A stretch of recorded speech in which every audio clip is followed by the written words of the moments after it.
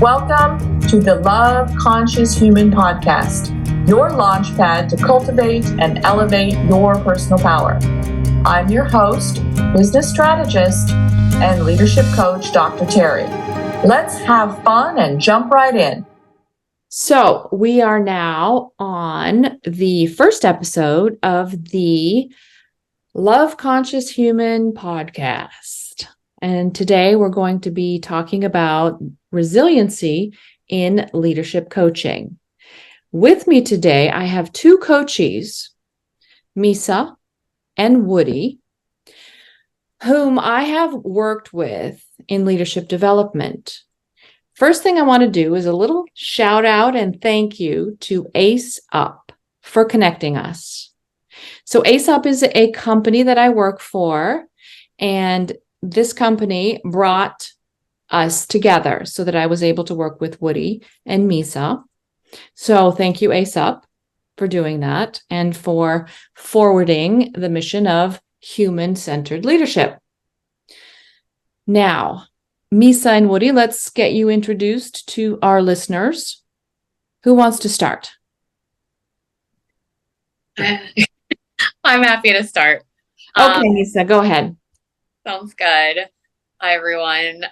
This is Misa. I am currently a product manager, product director for virtual care products.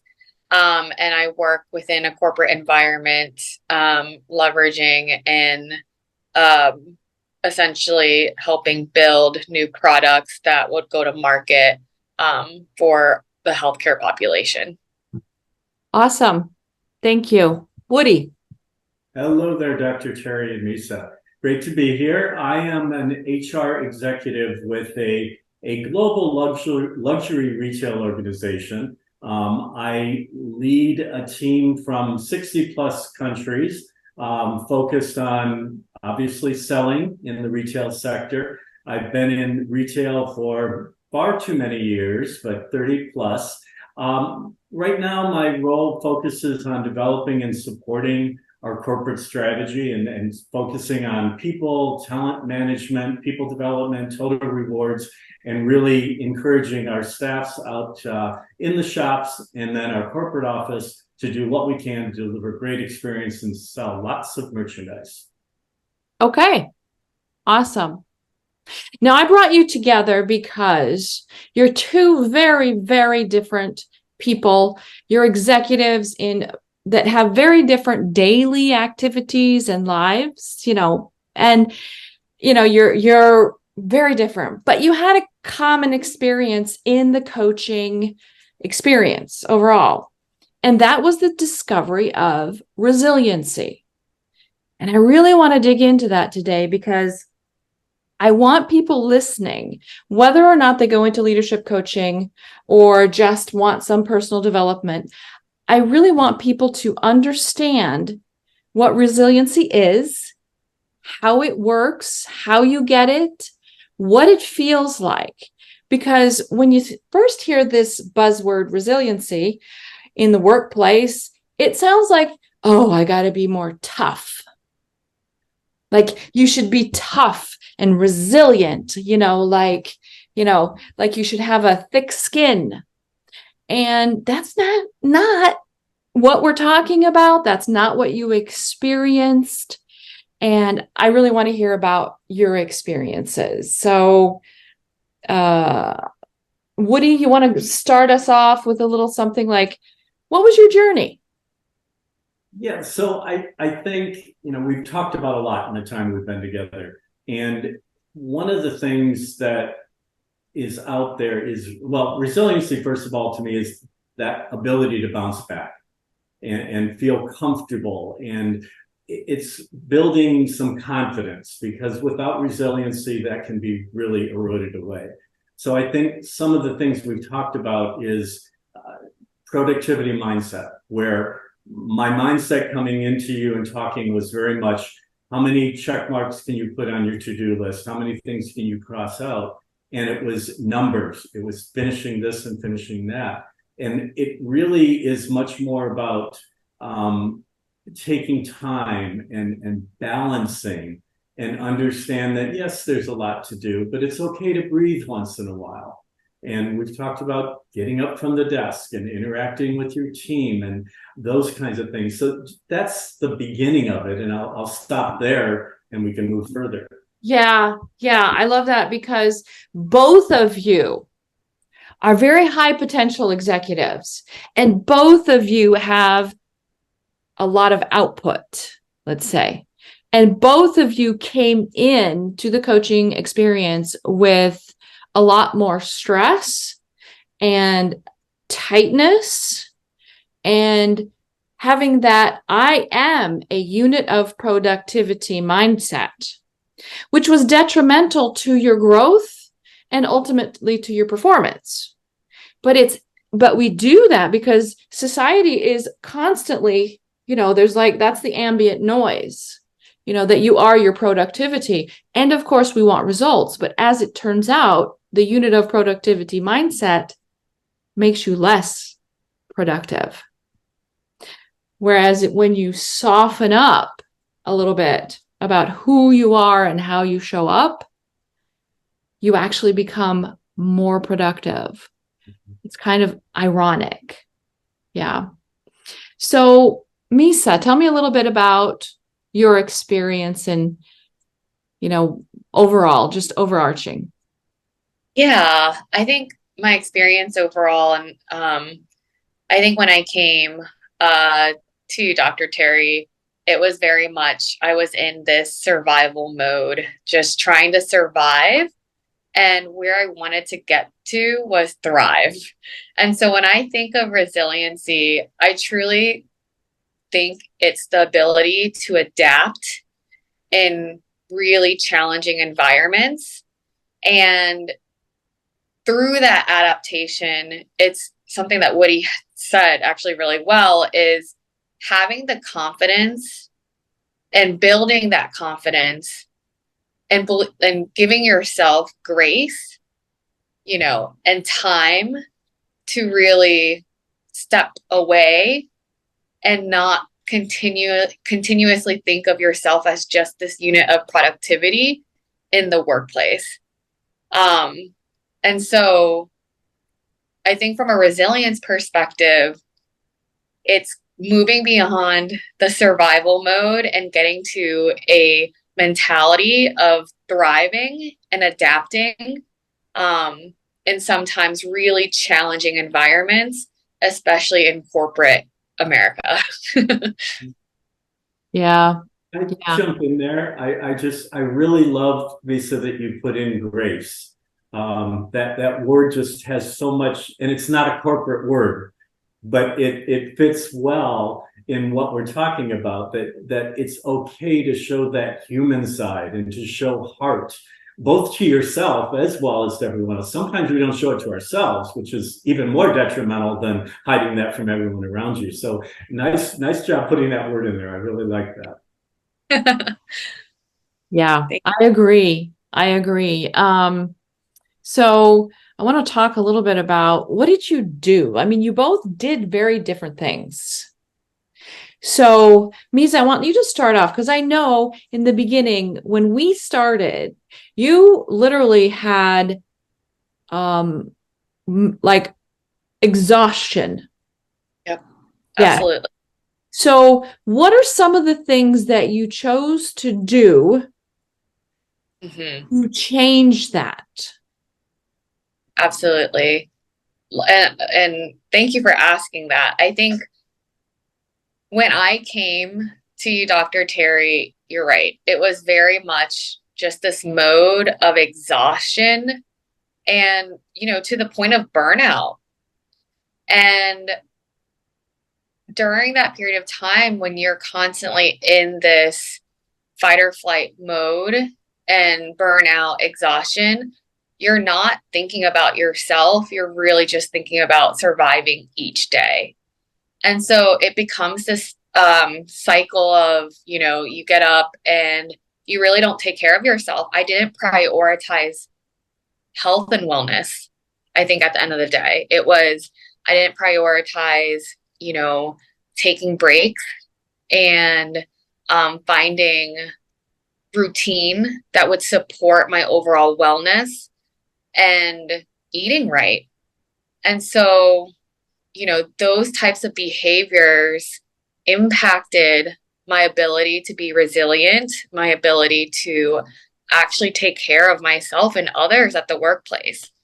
So what I changed was truly, prioritizing my overall health. And the strategies that I took was actually finding a meditation center and going to meditation as part of my, ongoing practice. And that helped transform my mind in so many ways. Additionally, prioritizing getting up early and doing yoga or actually working out. And so that helped just dramatically my ability to concentrate and focus more, and actually helped me just become a happier, person and able to have capacity to essentially do more at the workplace in terms of productivity and focus. But prior to that, being in that burnout state and being in that state of exhaustion, I never had those practices because I didn't prioritize that for myself. And so across meditation, yoga, and working out, I'm going to give a plug for Orange Theory. It has really helped me transform as a human, as a person, and as a colleague, and as a leader, for a lot of the work that I do. Yeah. Yeah. You were one of the fastest switches in any of my coaches that I've had in many years. Wow. Yeah. You really plugged into all the things that you knew already you needed to do, but had not been doing. And you just really accepted and did. That was great. There's also something that you both went through, and I think Woody can speak to this maybe, is, and Misa used to argue with me about this, about how do you let go of this task list? How do you let go? But I have to do it. People are waiting for me. I have to. So yes, I can speak to that. We very early on and still talk about it. A little snippet of background. I'm a very strong subject matter expert. I'm the go-to guy with all the answers. So to your point, Dr. Teri, that I have to do it. I have to step up. I have to answer the question. I have to make it happen because that's what I've done for so long and that's what's expected of me. I had to let go, and that's not easy to do. I mean, it is a challenge to say, I'll let somebody else do it, or it won't get done right now, or whatever it may be, to let go. And that's not in my nature. And it certainly probably wasn't necessarily what was expected from those that are around me. But we talked through the advantages that I can't do it all to begin with. I don't really want to do it all, in the sense that I have a team that I have been doing an injustice to by not allowing them to grow, by keeping everything close to me and me making all the decisions and giving them the answer without letting them think it through, was very unjust of me. It just was not fair. And through that learning in the past few months, it has opened them up. They seem happier. I'm more likable in the sense that I'm letting them not fail, but learn through the process. And they own things that they didn't own before because I didn't let them. So it's hard to do. It's hard to let go when you've done it for so long, but you see blossoms and flowers that are just there that probably were there before, you just didn't notice. Yeah. And there's a fear to letting go because there's the identity, right? Like you said, you are a subject matter expert. Like I am, and therefore the identity is all wrapped up in that. And I know Misa's there nodding her head because she had so many similar experiences. And in the beginning, and we both went through the stage of understanding that you have to set boundaries and priorities. It's not about time management per se. It's about energy management. Yes. Absolutely. There's also a component of vulnerability, and I don't think I Yes. mentioned that. By letting go, something may not happen the way it would have happened if I would have done it. Doesn't mean it would have happened less effectively. And that's one thing I've learned, that sometimes things will go better without my stepping in. Somebody has a new idea. Somebody has a different way of doing it. And by allowing them to do that, we're better off as a team. Now, on the other side, sometimes there's a stumble, but that's part of growing. In order to grow, you've got to, look at it, analyze it, and then make changes. And unless you let someone do that, you and the company won't grow. Yeah. Yeah. And when you're talking about that vulnerability, it really leads my mind into what we talk about a lot here too, which is the growth mindset. Like allowing new things in. It feels vulnerable. Mm-hmm. But the growth mindset really plugs into that resiliency ability to bounce back. Because instead of getting stuck or hitting a wall or feeling bad, what happens is you allow new things in, you act, evaluate, learn, adjust. I sing that song all the time to all my clients: act, evaluate, learn, adjust. And it's that growth mindset which will allow you to do the bounce back.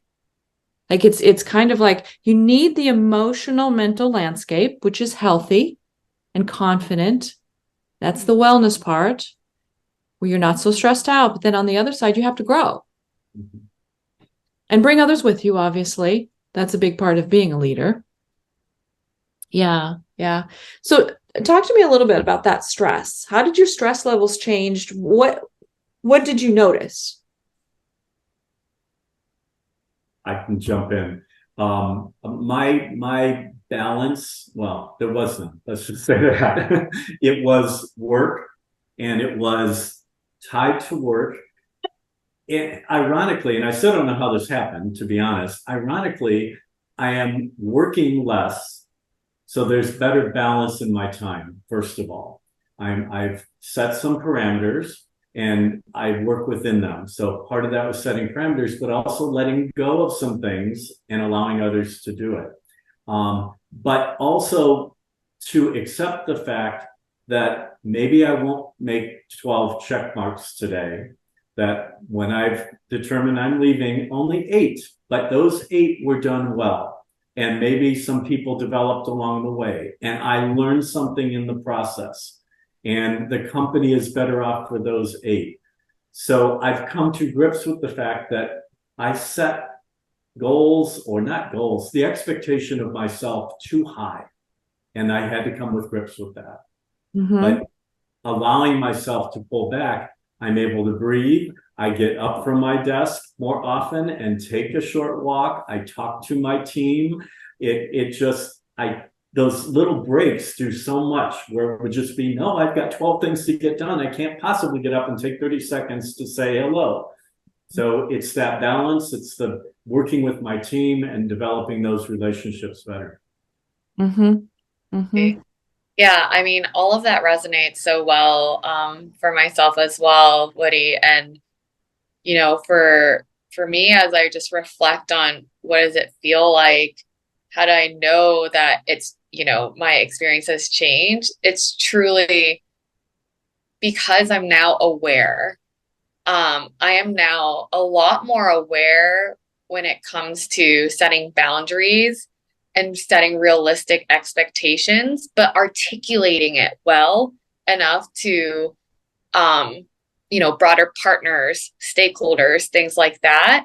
And truly, it's funny that, my experience in transition, it actually other people came back to me and say, you are so good at managing expectations, right? Like it's people, like before it was, yes, I'll do it. Yes, I'll do it.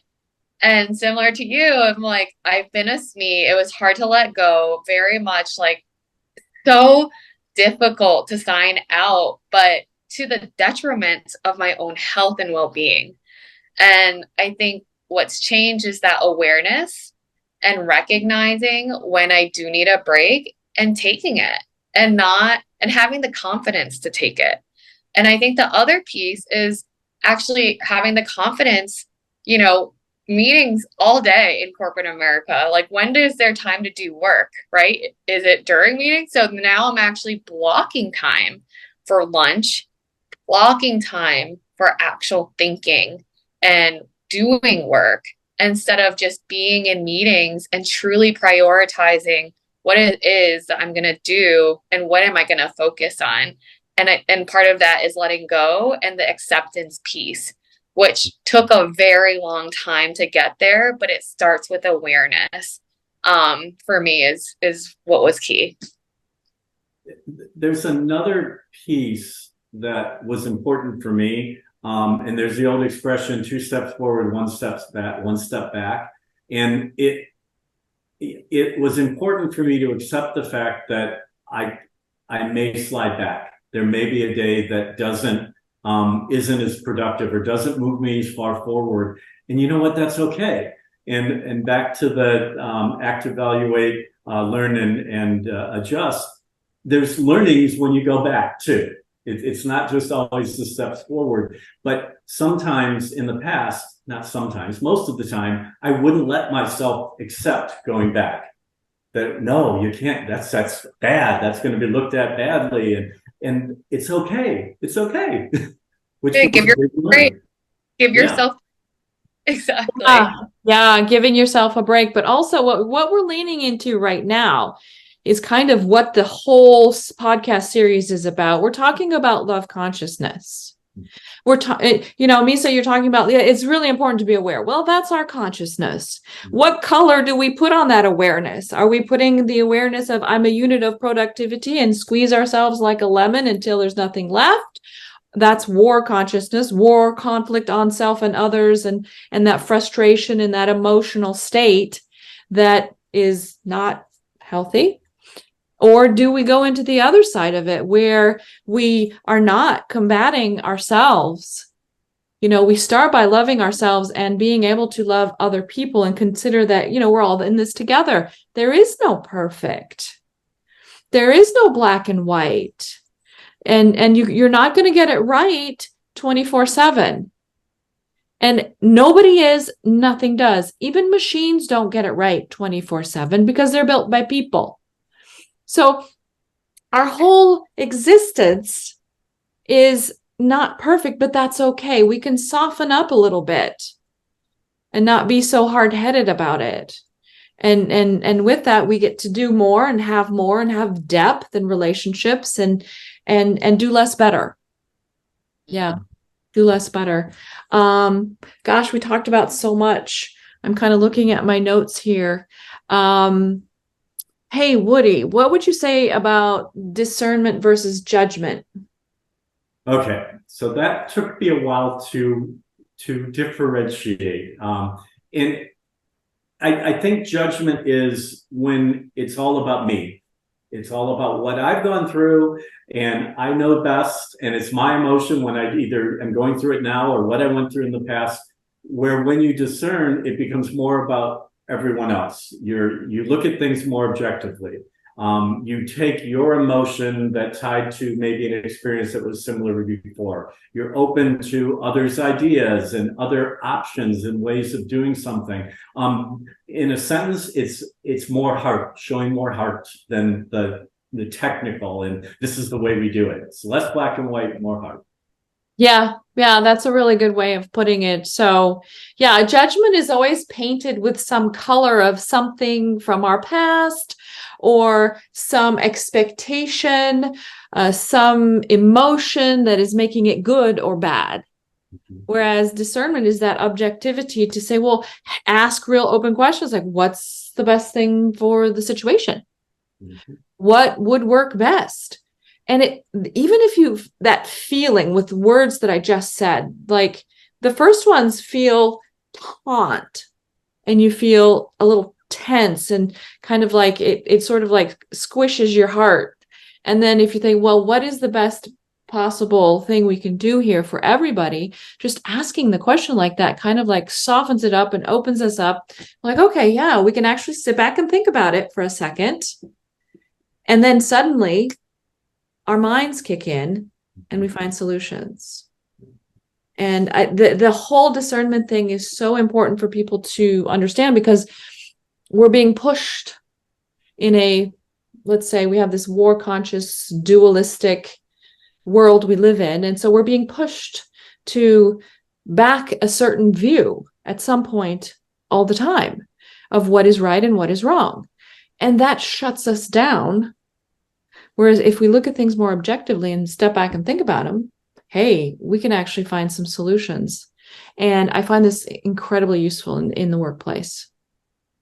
And I know that, Woody, you did a couple of things that you wouldn't have done, made a couple of choices that were, along those lines, and they worked well for a lot of people. Yeah, I mean, back to being the subject matter expert, part of that is being that, and everything's black and white, and you do it. And my team, there's a 360 involved in part of this program, and I got some feedback. I won't say it was overwhelming, but some feedback that I was squashing creativity and not allowing people to think. And it was, to what I've done is really open that up and ask people when they come to me, what should I do? It's like, well, what do you think you should do? What would you do? What thoughts have you already had? I've encouraged people, when you bring a question, let's bring a thought. Doesn't have to be the one we land on. It doesn't even have to make sense, but something that gives us a starting point other than, well, this is what I've done. This is what you need to repeat. And just the value of my teams feeling like they are looked at differently, that they have value in my mind and can contribute in a different way in a very short period of time has brought so much into the workplace. That's amazing to hear that. And I think just hearing what you're sharing, Woody, it promotes such an inclusive workplace, and a workplace that thrives on innovation and inclusivity, like inclusiveness for others around. So that I commend you and your leadership, and the way that you're approaching, like, how would you solve this issue? That's amazing. Thank you. Great stuff. Now, along with the resiliency, I know one of the big signs of when you actually really start to have some critical mass around being resilient is when you're okay. When everybody's stressing out, but you're okay. And you feel like you know what you need to do. So, Misa, I'm gonna ask you, Misa, to tell us a story in whatever way you can that is appropriate on this platform. Tell us a story about that session we had where you called me and you were concerned about not being concerned enough. I'm laughing because I remember that day really well. And yes, I'm happy to share kind of that peak experience of, I guess, in many ways, true resiliency and having a really good grasp on balance that drove clarity and focus.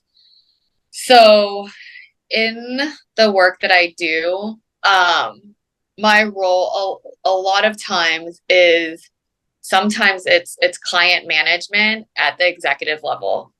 And there are times when there are escalations, and I say there's always some type of fire drill, and I'm putting fire drill in quotation marks. And it was a very specific, escalation from an executive, and we prepped materials after materials of, responding to some of the challenges and the issues that, an executive had experienced from using one of our products. And I remember the feeling of stress from everyone around me. And yet I didn't feel any stress, because anything that was called out were things that were either known issues, but potentially not communicated back in a way that resonated. And it was just going through the process of, preparing for these meetings. And, I was the one that presented this information. And, in sometimes a meeting like that, it might sound like really intense, at least from the responses from the executive, but I didn't feel that. And everyone kept checking on me afterwards to see if I was doing okay. They asked me, and they said, like, you presented really well, but those questions that you're able to field, it was just so intense in there. And I was like, I'm totally fine. I'm really good. And then I just thought, is it that I don't care? It's not that I don't care, because I'm incredibly passionate about the work that I do and really care about the products and experiences that my team and I bring to life. And so I recognized that I had no feelings of stress or anxiety that my team around me exuded. And so then I remember talking to Dr. Teri and asking, like, should I be concerned about not being concerned at all? Because this is a fire drill in this corporate environment from an executive, yet I didn't feel any sense of stress, anxiety, and was able to move the work forward. So yeah. That's those what I call peak experiences of resiliency. It's when you've sloughed off enough of the negative narratives or the or you have a grip objectively of what's happening. And it's not like you don't do the work and you're walking around la la or something, where you think that you're in some kind of fictional bliss. Not at all. It's because you know your stuff, you've done the work, but you're also objective and you've done the internal work too, where you can show up with full confidence, clarity, focus, and you can, like you said, field those questions without any complications. You're actually just doing what's needed for the situation. And that's the bounce that Woody was talking about. Like, you just bounce through it. You're okay. That is a typical experience of resiliency. But your story's great because it was so much fun. The way you worded it, and you called me, is this okay?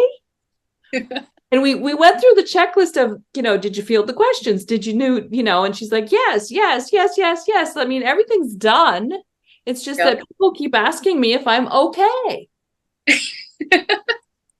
Exactly. Everyone asking, but then I ask, are they okay? How are you feeling? And they're like, there's so much work and there's more to do. And I'm like, and it's gonna be okay. And we're gonna work through it. So it's the ability to lead others as well, and lead others through understanding, regulating stress, and building that resiliency. So yeah, that was a funny call to you, Dr. Teri. Yeah. But I was beaming. I still am, because I know once you've got it, the experience, you have that internal reference, means you can rinse and repeat now. Yep. But to Woody's point earlier, it's sometimes you do take those steps forward and sometimes you take those steps back. Mm-hmm. And it's saying that I'm 100% always this resilient, because there continues to be fire drills and I might not feel that same experience of just truly, like, not concerned, But it has been regulated in many ways. Since working with.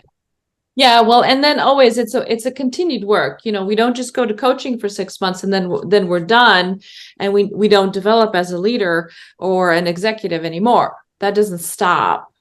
Anything you'd like to say, Woody? I think we're kind of getting to the end of this. Yeah, no, I totally agree with you. And hopefully a brief story. We did a touch base with my direct supervisor, and one of the comments he made is, I've come a long way, because he was at a point where he felt he couldn't give me anything more because he sensed the stress and everything going on. And I never realized, I thought I was handling everything fine. And to your point, Misa, that you know what? It's not that you're not concerned and don't care, but it comes in and it goes out in a different way.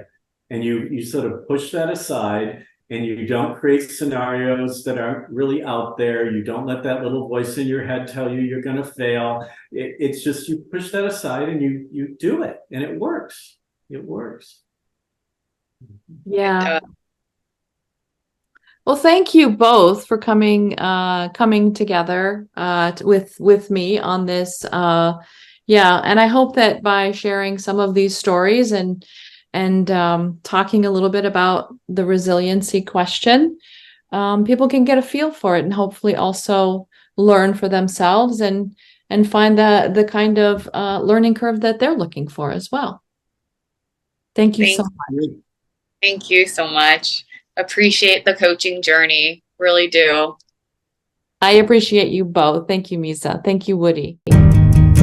Thanks for listening to this episode from start to finish.